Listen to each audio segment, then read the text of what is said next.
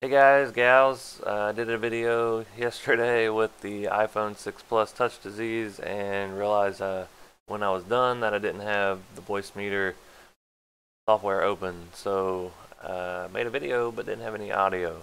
So we're going to go back through and I'm going to try to walk you through what I was doing.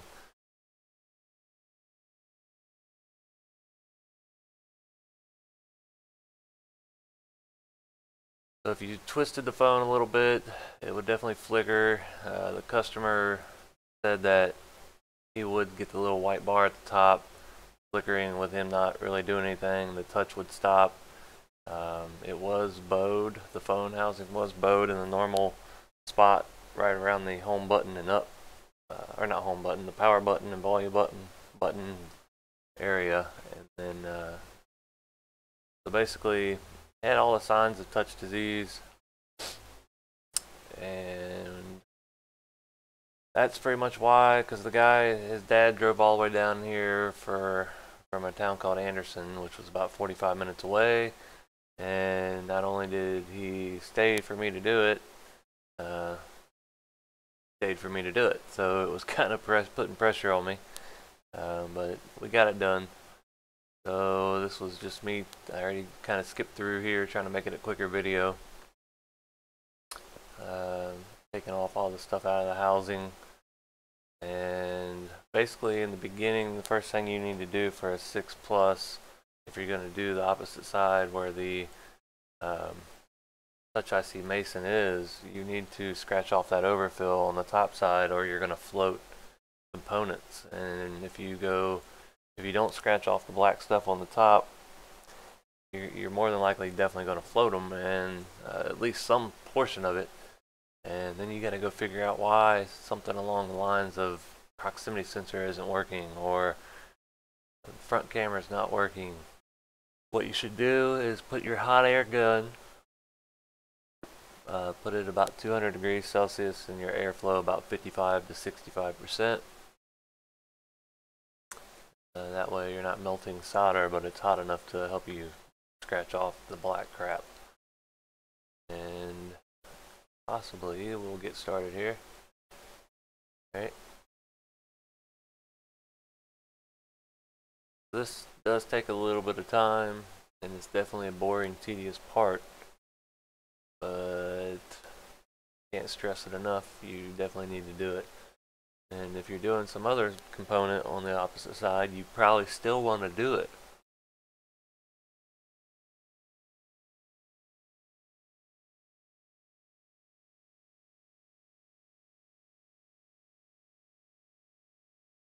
You got to take out about,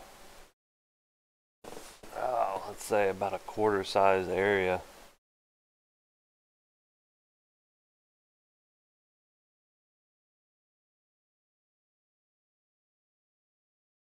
I would skip through this part, but I want you to see how big of an area I take out.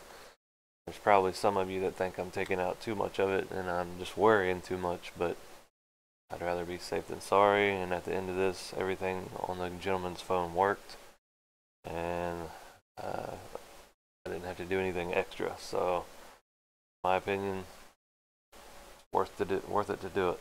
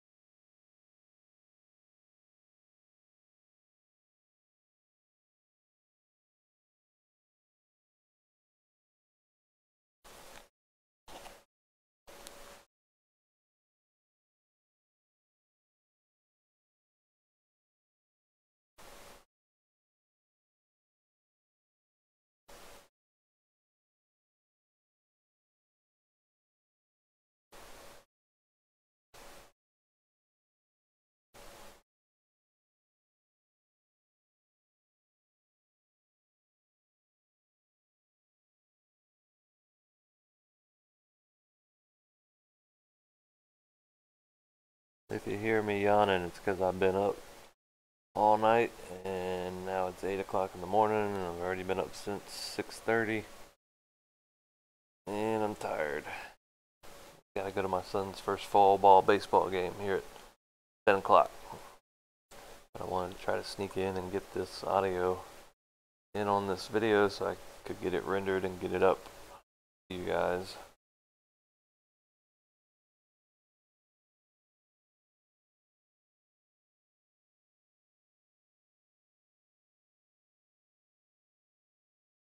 Okay, so here we are. We got about a quarter size area of it all cleaned out. It's definitely worth doing, as I said. I tried to skip ahead so you didn't have to sit there and watch me forever scrape off black stuff. So there's our Meson, and this is what we are going to take off and reball and put the M1 jumper. Actually, I did not reball it this time. With the guy sitting out in the lobby, I just kind of grabbed a new one and went for it. I'll reball his later when needed.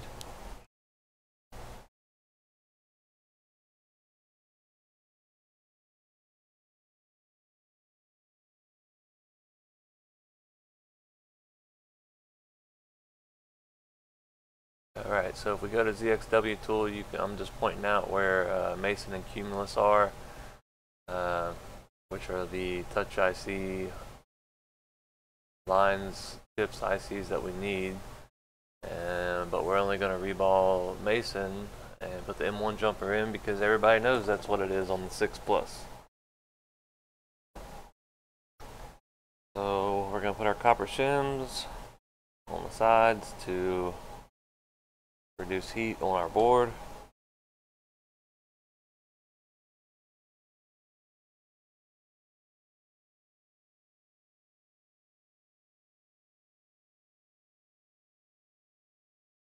Flux around our Meson IC.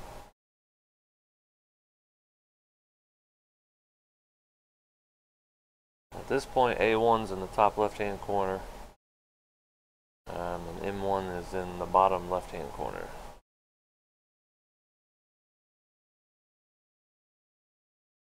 So put your heat at 395 and airflow about 75 to 80%.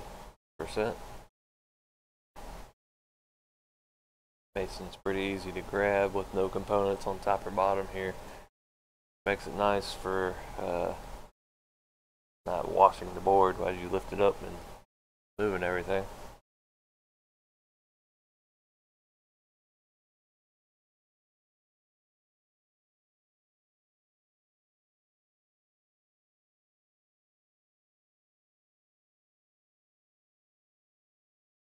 Alright, looks like we're liquefied there. Just lift it straight up.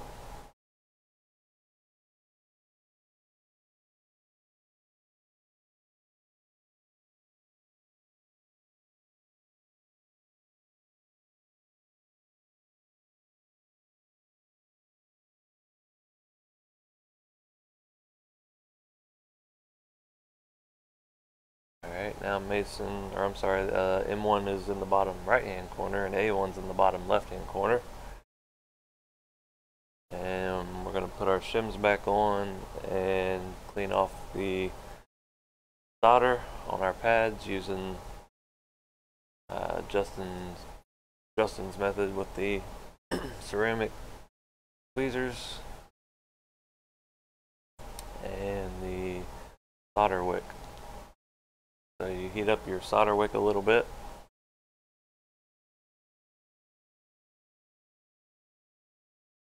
This is just me testing and showing you the route we're going to try to go here.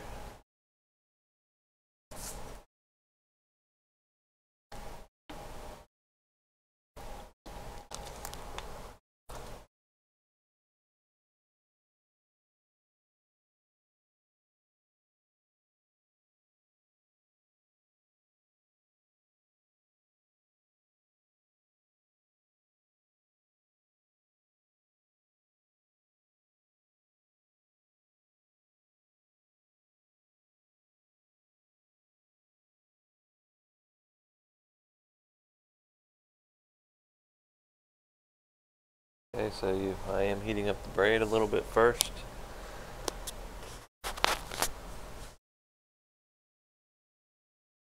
you just kind of swipe across.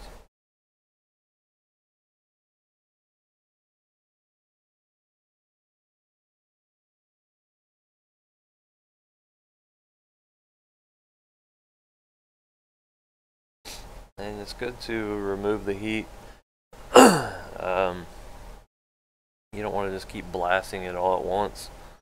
So do a little bit, remove the heat, and come back and do a little bit more.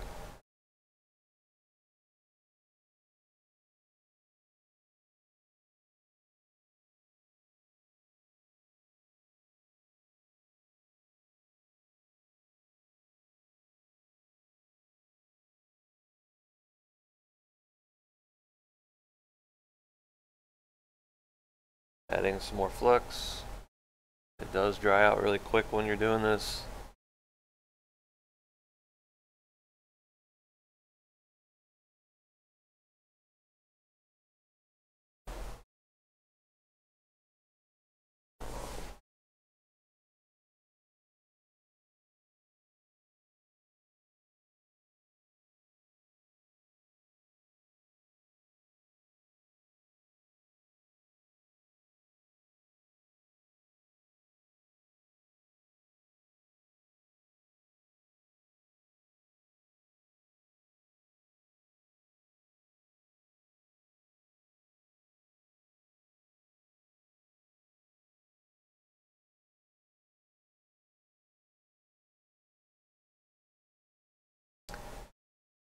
So I do wind up pulling a pad right here, which winds up being a no connection pad, and believe it or not, those no connection pads, they are the easiest ones to get rid of by accident, and they mean absolutely nothing. So pull a pad, don't freak out,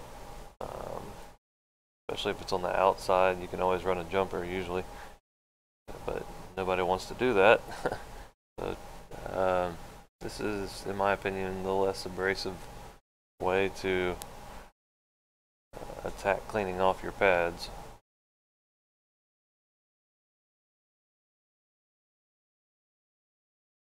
So you can see the from the top, on the top left, there's a pad missing there. That's an NC, no connection pad. That means absolutely nothing. You can check that on ZXW by just clicking on the pad that's missing and seeing where it went or what it is. And I'm an idiot and I just bumped the coil right above. I also bumped the little diode to the right of that. I had to put that back. So you got to be careful when you do it. It's a small area and you can definitely bump components. Just be mindful and look for what you've, make sure everything looks good before you try firing it up.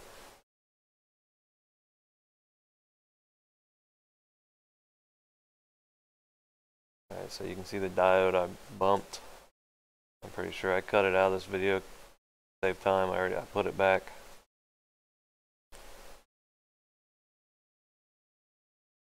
I thought I did.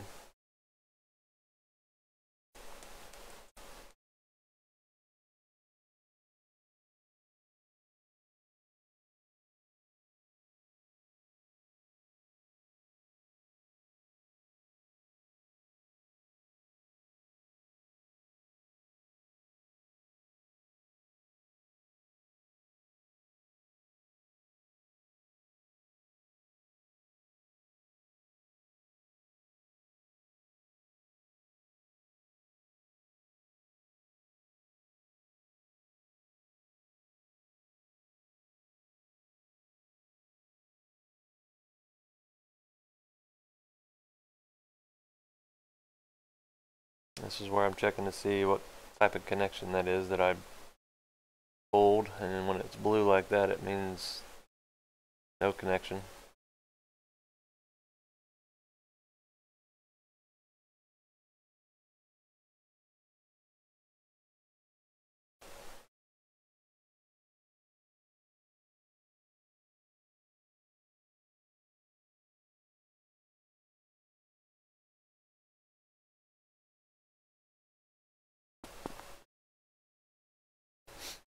Okay, so at the top there, the second one to the right is the M1, and the very top corner one is the ground. Some people actually don't even put that solder ball back on that top one, the ground one. Don't put that back on Meson. Just less of a chance of it connecting to your jumper. So I have done that in the past, and just depends on if you're having troubles with it or not. I mean, you might just want to go ahead and remove it.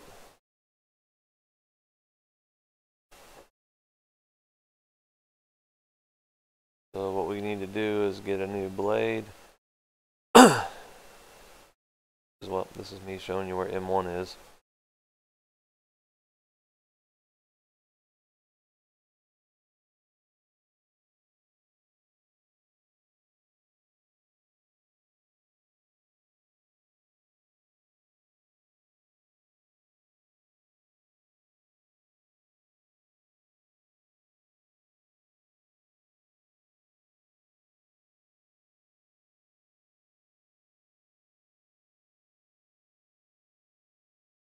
Alright, so we're going to scratch off the trace up to the microvia area.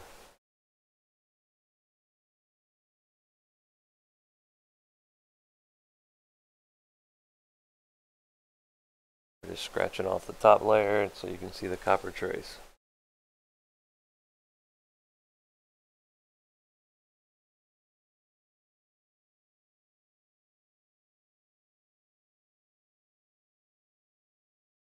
Light pressure, it doesn't take much.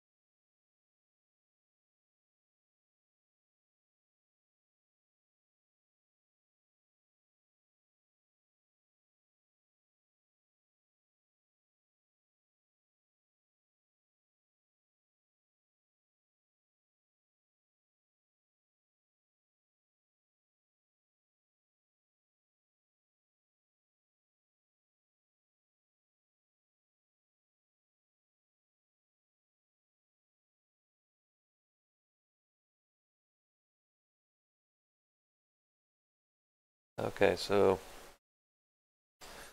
that's the line, and that's what we've got to basically put a piece of wire on top of the whole line there and kind of make it a little bit stronger. We go ahead and grab our micro pencil and kind of tin that trace with solder first.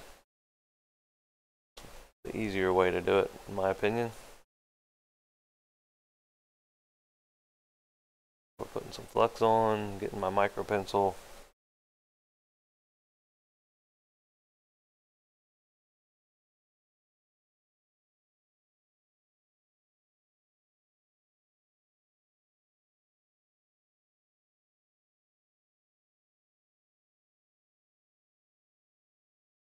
You kind of want a little bit more solder on the actual microvia spot, which is in the bottom right now.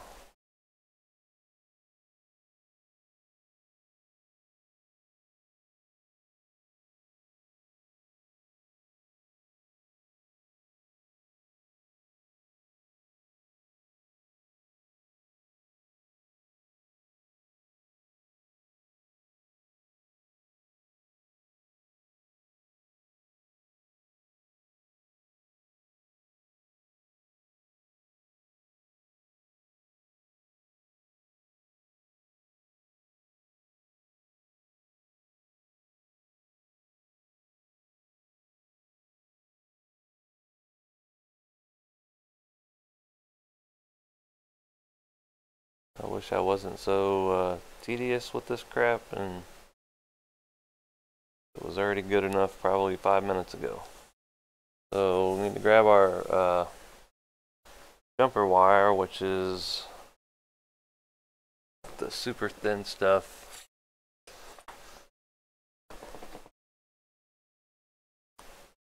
I got it off of microsolderingsupply.com. It's 0.02 millimeters. And this is not enamel coated. We found that up a couple videos ago. But it doesn't matter when you're running this small of a line. It's not going to move and jump and hit anything else more than likely.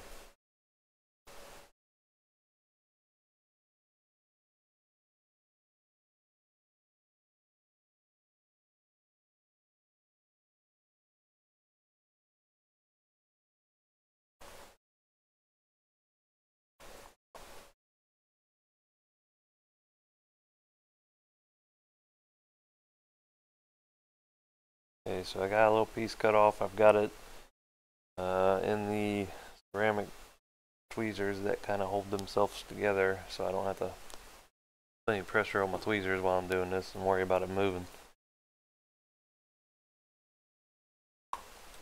Okay, so there's our wire. Trying to get it to lay flat before I tack it down.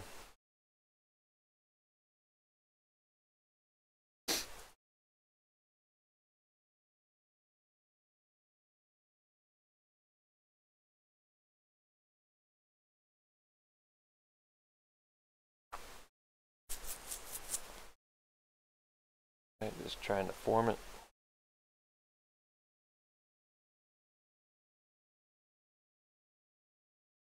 So I think it's easier to just lay a bigger wire across your jumper and just tack it down and then cut off the ends instead of just trying to tack the end of the wire and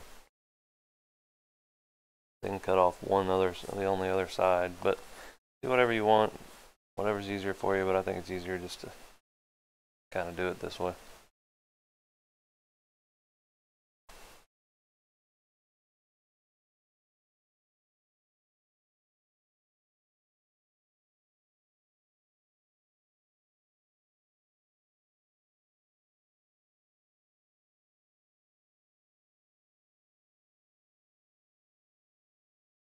The micro via side, you want a little bit more solder on just so you got a nice strong grab there. You don't want to build up too much solder on the rest of it because that's got to go underneath your IC.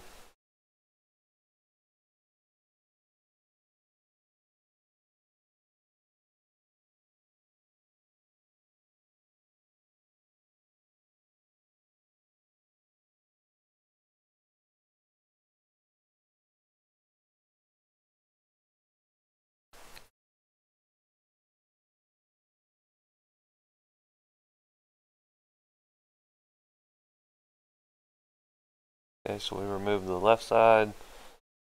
I'm just taking an X-Acto blade and barely pushing down, trying to cut that off.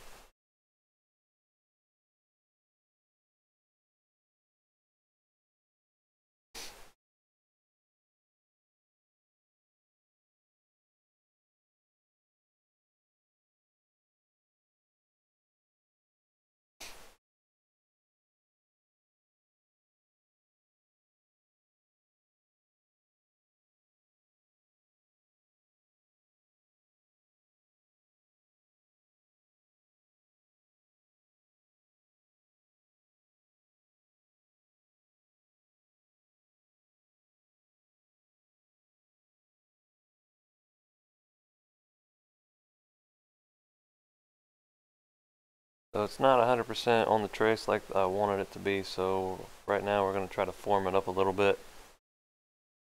Got my X-Acto blade and the micro soldering pencil and barely just touching it and trying to knock it over.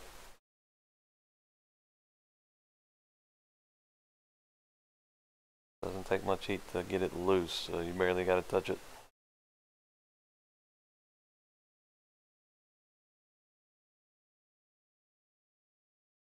And then this is me trying to clean off the solder on the couple pads that I got solder on right there.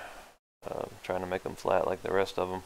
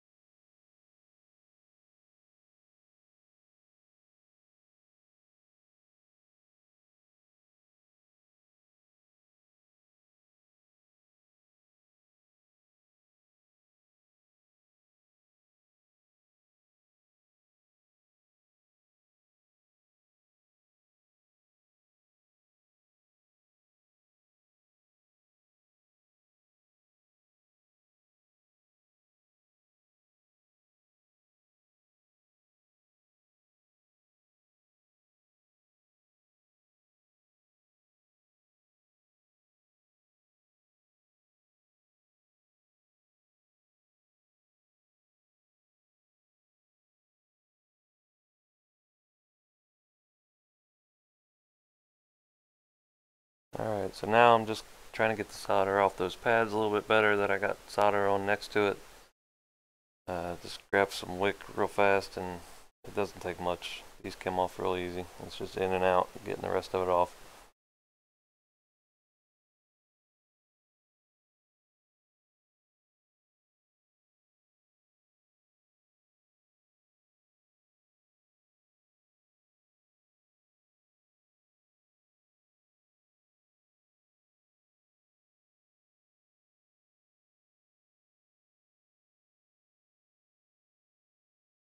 Okay, so let's put some flux on. We've got our copper shims in line, and one jumper is in. Got our pads clean. We'll put this IC back on the board.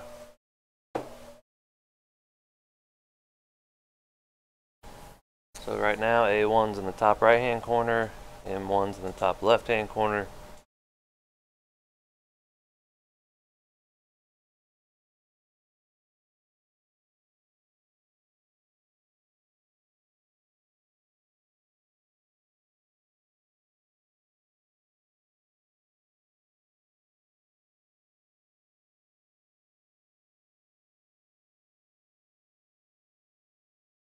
So you see the dot on the IC, that's telling you which corner A1 is in.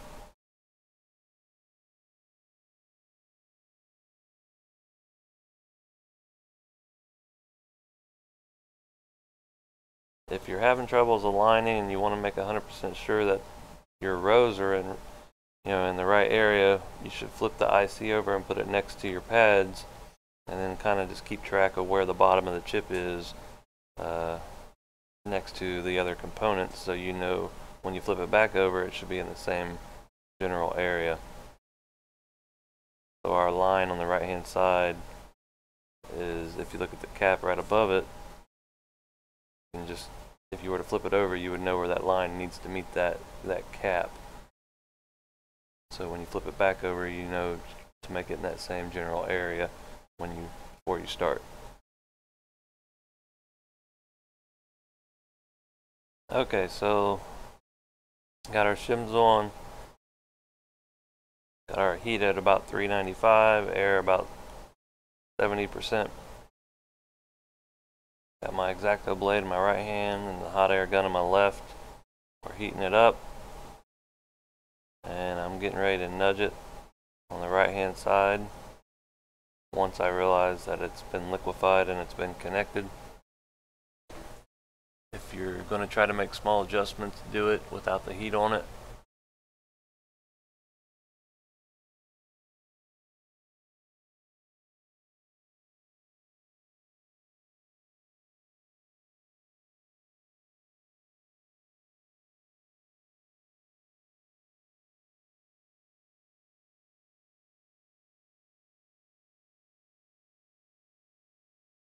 So after I nudged it there, it came back into place.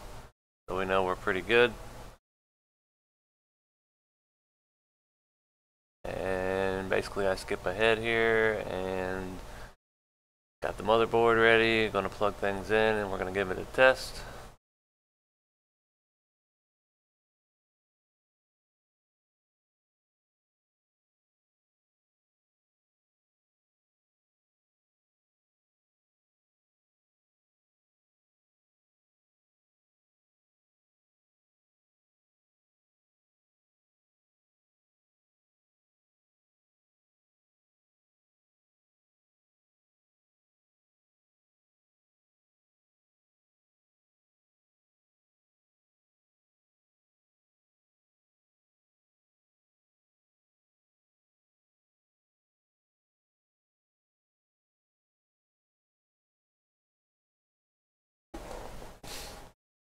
We got our screen on, put our charging dock on, maybe. I've got to write 6 plus on the charging dock so I don't get them confused.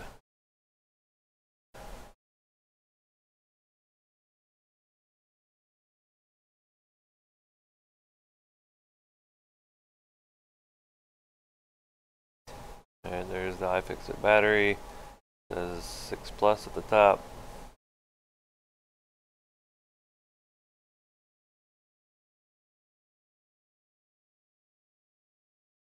And prompt to boot with the charging cable.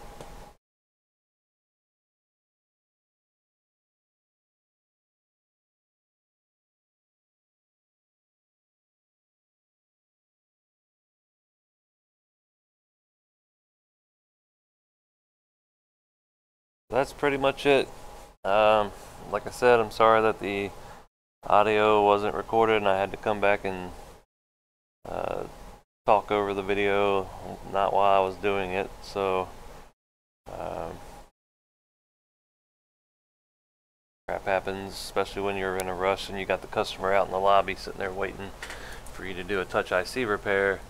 A little nerve-wracking. And you can see that the touch works. And I will definitely let you guys know if I hear anything back from the customer saying that that didn't fix it, but with the symptoms that he gave me, I made sure that he seen that the little white bar was flickering without him really even touching the phone, and he said it was. And the fact that it was bowed in the same spot that it always gets bowed with on the 6 Plus, right at the top there, I was pretty confident that that was our issue. So please like and subscribe. I'll try to turn on the volume next time. Y'all have a good day.